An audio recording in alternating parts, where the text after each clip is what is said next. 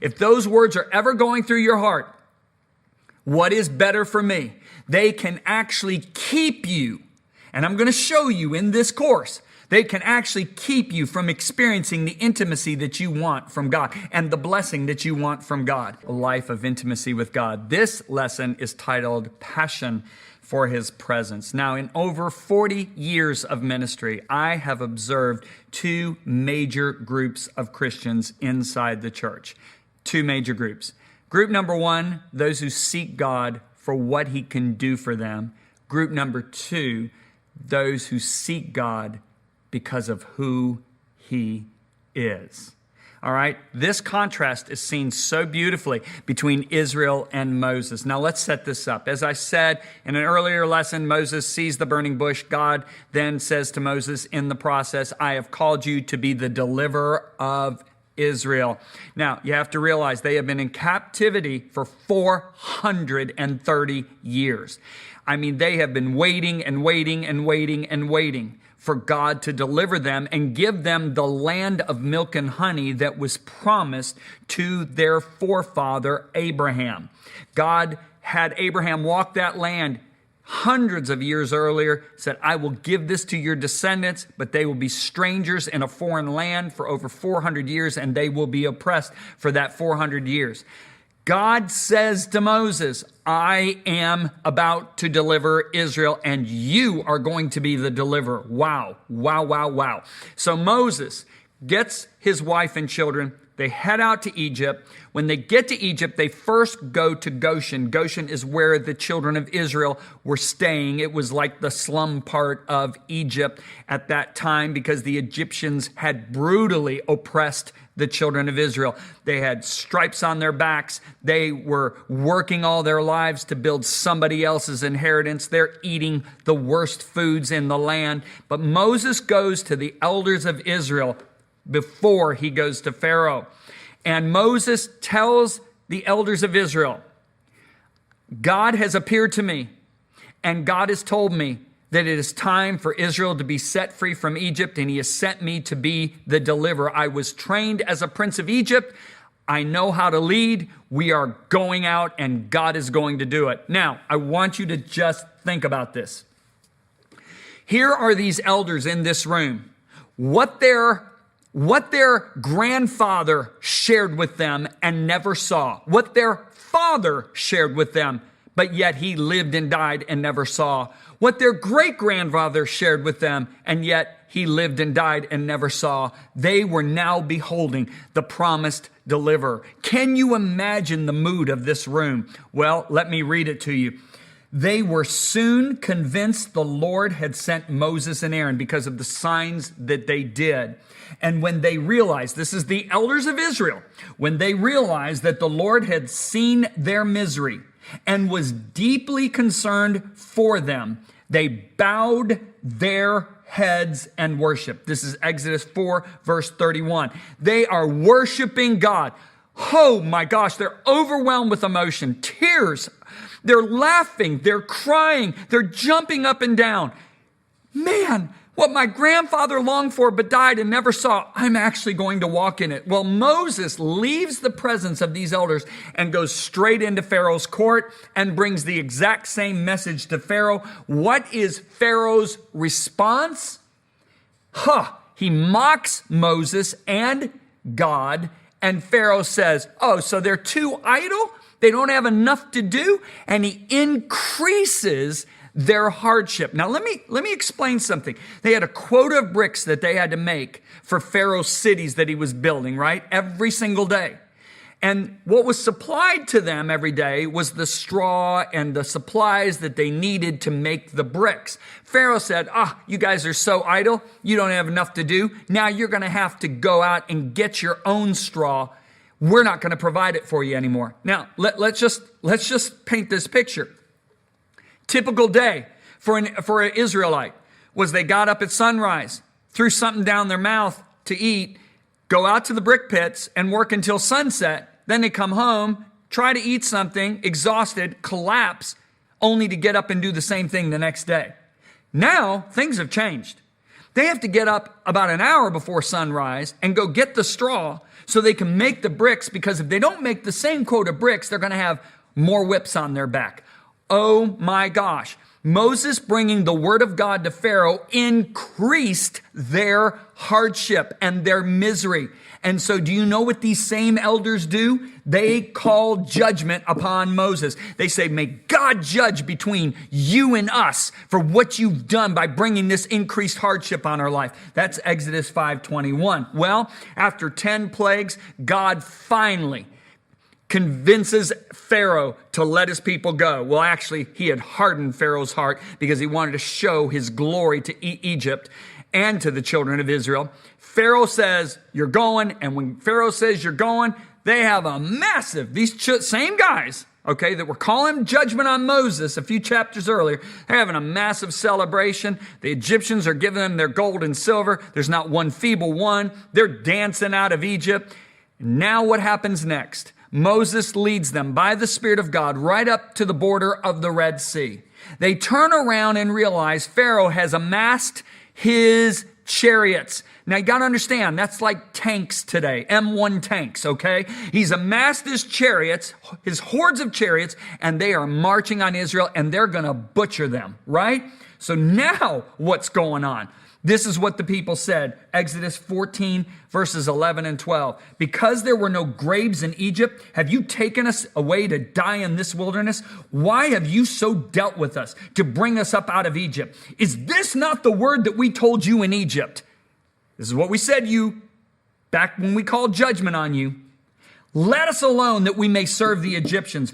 Now listen to this. For it would have been better for us to serve the Egyptians than we should die in this wilderness. Listen to those words. It would have been better for us. So this is the motivation for Israel. What's better for me? Okay, are you getting this? I'll talk about it in a moment. All right.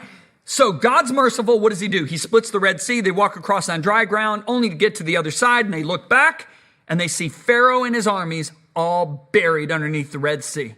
They're literally watching chariots coming washing and bodies washing up on the shores.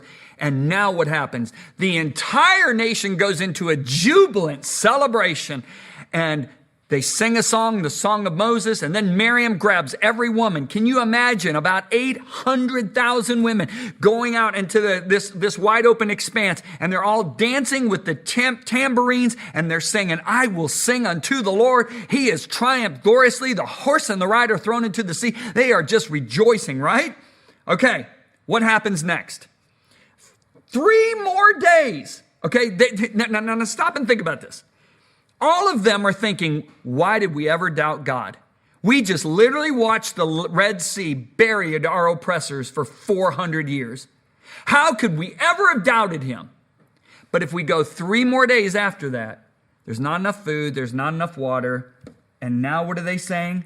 Oh, that we had died by the hand of the Lord in the land of Egypt. This is Exodus 16:3. When we sat by the pots of meat and when we ate bread to the full, for you, speaking of Moses, have brought us into this wilderness to kill this whole assembly with hunger. So now do you see the pattern? All right, what's the pattern here? They are happy as long as God is doing what they want when they want it. And they are unhappy when God is not doing what they want when they want it. The whole basis of their belief in God, of their following God, is what is better for me, because you will see this constantly in the book of Exodus. They are constantly saying it was better for us. It was better for us. It was better for us. If those words are ever going through your heart, what is better for me? They can actually keep you. And I'm going to show you in this course. They can actually keep you from experiencing the intimacy that you want from God and the blessing that you want from God. Now, let's contrast them with Moses. What do we read about Moses? Hebrews 11:24 through 26. It was by faith that Moses, when he grew up, refused to be called the son of Pharaoh's daughter. He chose, listen to these words, he chose to share in the oppression of God's people instead of enjoying the fleeting pleasures of sin. He thought it was better to suffer for the sake of Christ than to own the treasures of Egypt. Now listen to this. For he was looking ahead to his great reward. Now, the question we have to ask is, what is the great reward? Okay? And secondly, he chose to suffer. Israel didn't choose. Israel would just, they suffered not choosing it, but yet Moses chose it. Okay? Because he chose this suffering, and he's not a masochist. He's not looking for suffering. He's choosing a road that leads to the great reward, and that road happens to have suffering in it. Okay, a religious person will go out and try to suffer to earn favor with God. That's religion. Don't ever do that. A true believer will follow God's ways, but in that ways, because we live in an opposing world, will enter suffering, persecution. Okay? Now, the question we have to ask is, what is the great reward that he's chasing after? Well, we find it in Exodus 33. So the Lord comes to Moses in Exodus 33. He says, hey, go ahead and get going. Go on down there, get the people, gather them up, and I want you to go to the land that flows with milk and honey. The land that I promised Abraham hundreds of years ago. The land that is a delightful land. I want you to gather the people. I want you to go, and I'm going to send a choice angel with you, and that angel is going to drive out all the enemies, all the ites. They call them ites, the Hittites, the Perizzites, the Hivites, all that stuff, right? He's going to drive out all the ites. But listen to what God said. But I will not travel among you. Oh, wait a minute here. So God is saying, Moses, go down, get Israel, go to the promised land. I'm sending an angel, but I'm not going. Now, I'm glad God didn't say this to Israel, because if Israel would have taken Egypt without God, I'm sure they would have taken the promised land with a choice angel. They would have had a party and gone. But do you want to hear what Moses said? Moses said in verse 15, then Moses said to God, if your presence does not go with us, do not bring us up from here. Now stop a minute and think, where is here? Here's the place of suffering. It's the desert. Do you understand?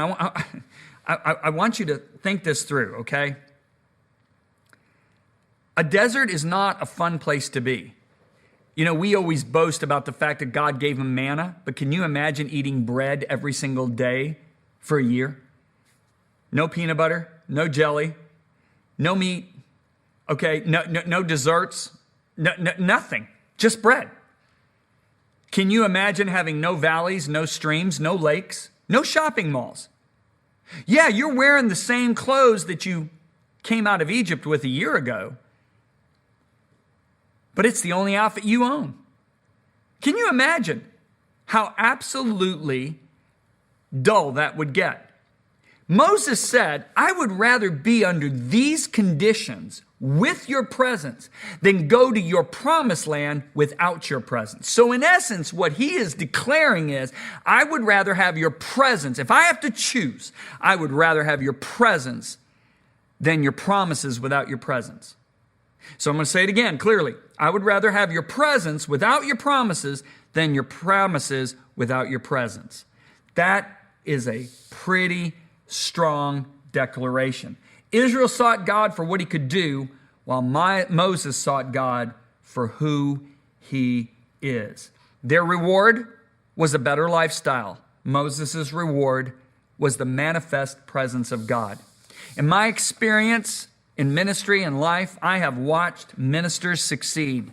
They've grown large churches, yet they're unfulfilled because they were chasing after a large ministry or success. I've seen ministers pursue success and find success, and they're satisfied. Because why? Their satisfaction doesn't come from how large their ministry is. It comes from the presence of God. I've seen ministers that have not had near the success that others have had, yet they walk satisfied. Why? Because their success wasn't how many people were attending my church. Their success was, am I walking with God like Enoch? You know, it doesn't matter how much material possessions you have, how successful you are. The question becomes, what are you pursuing? Because that is what's most important. Believe me, God promises success to his children. And success is deemed on different levels by man's standard, but success to God is just our obedience. I mean, I realize that our ministry impacts probably most of the nations in the world. It is what I'm called to do.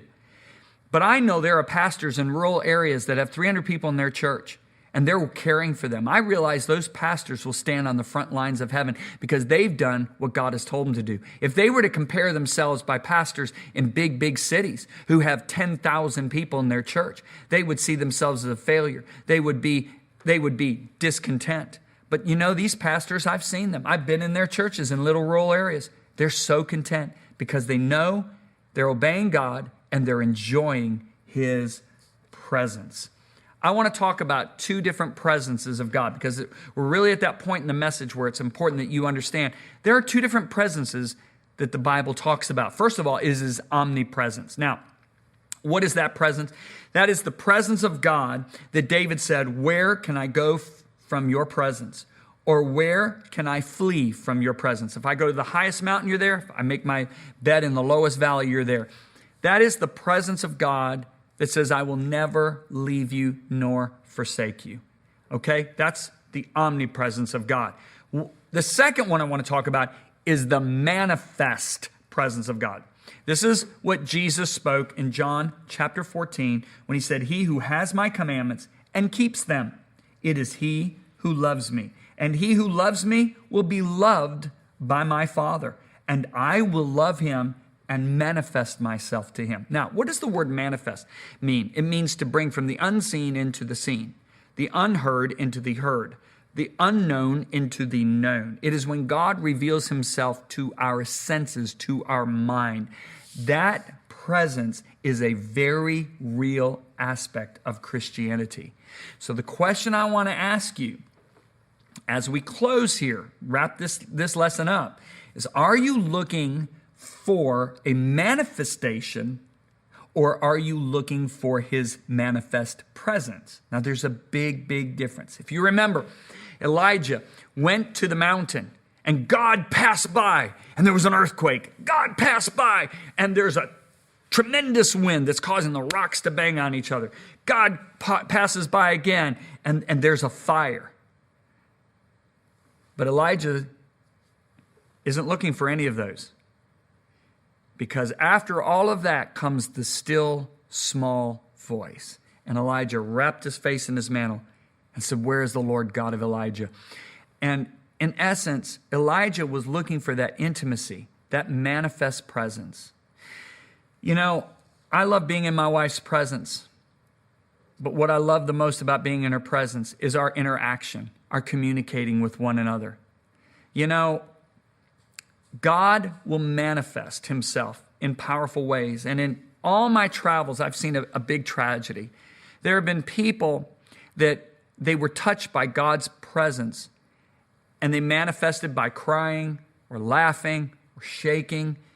And so now they think God is found in the shaking, God is found in the laughing, God is found in the crying. That's not true.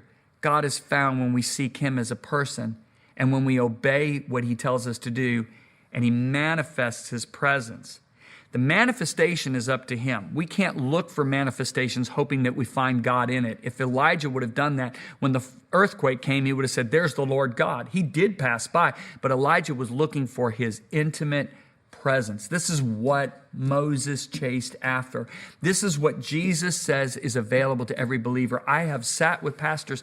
When we went to Vietnam and we preached in Vietnam in 2016, I sat with 5 of the top pastors of that nation. They had been in jail more the past 20 years than they were free. And they were being put in jail for their faith. And they were persecuted severely for their faith.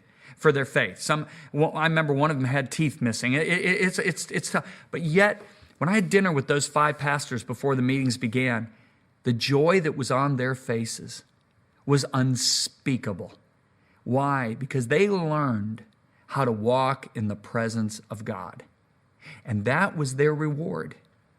So if your reward is blessing, if your reward is the promised land, if your reward is manifestations, then guess what? you're going to be disappointed. You're going to be an up and down Christian like the children of Israel. 1 minute they're praising God, the next minute they're complaining. 1 minute they're praising God, the next minute they're complaining. But if you want his presence, let me tell you something.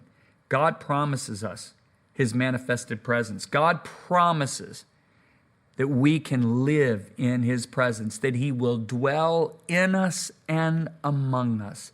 This is what every believer should pursue, is the presence of the Lord. I hope you have created a real hunger for God's presence.